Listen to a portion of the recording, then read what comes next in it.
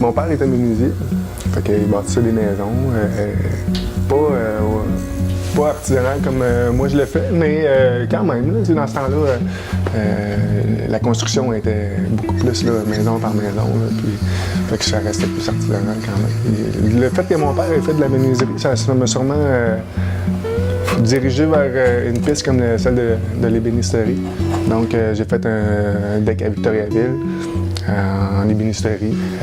On apprend à travailler avec les machines, à se servir, à développer nos compétences manuelles. Ça prend des qualités manuelles, ça c'est sûr. Il faut être capable de bien contrôler qu'est-ce qu'on fait. T'sais. En plus, on travaille avec des outils dangereux. Il y avait un stage dans mon DEC. C'est un Européen, M. Étienne Van der Beeken. Lui, il faisait du meuble très sculpté, là, à l'européenne, comme ça se faisait dans le temps. Puis j'étais super impressionné de ça, puis j'ai fait « Hey, je veux faire ça ». L'ébénisterie, c'est vraiment des idées, tu sais. Si tu pars de zéro, puis là, tu dis « Bon, OK, il faut que je fasse tel projet », ben là, t'as de la gymnastique à faire là, pour y arriver, puis apprendre à être efficace aussi. C'est l'avantage du travail artisanal, justement, c'est de participer à toutes les étapes du projet, puis de pouvoir l'influencer chacune des étapes-là pour que ça donne un meilleur résultat. Au Moyen-Âge, on travaillait avec un rabot. Puis avec ça, il est venu à un moment donné l'industrialisation, où est-ce qu'on est arrivé avec des machines. Puis, fait que l'outil peut être manuel, peut être une machine fixe, là, une grosse machine. Le but, c'est de se servir de l'outil qui va te donner le meilleur résultat. Une fois que nos plans sont faits, bien, on établit toutes les dimensions des matériaux qu'on a besoin, notre liste de débit. On va débiter notre bois. Puis une fois que tout débité d'épaisseur, de largeur, là, on va lui donner des formes.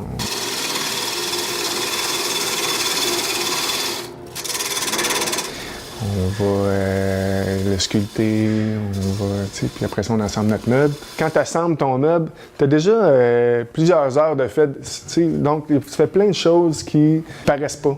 Donc tu fais des tenons, des mortaises, ton sablage, nanana. Puis après ça, là, quand tu assembles, boum! Non, mais on dirait que tu as avancé d'1 kilomètre, là, tu sais. Il faut être capable de visualiser comment va être le meuble. Tu sais, c'est sûr, on fait des plans. Bien, d'un, quand tu fais tes plans, il faut que tu visualises comment ça va être. Mais aussi, quand tu es en train de produire, tu places ton bois. Là, faut que tu te dis, bon, OK, ce morceau-là va en avant, il va à gauche, à droite. Il y en a plein des étapes. Hein? L'étape de se lancer en affaires, c'était une première étape. Puis après ça, ben, l'étape de louer mon atelier à moi, dans mes affaires, acheter les grosses machineries. C'est très complet comme métier.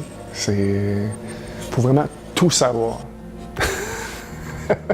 Me faire élever à l'île d'Orléans, c'est vraiment des centaines d'années de vie sur cette île-là.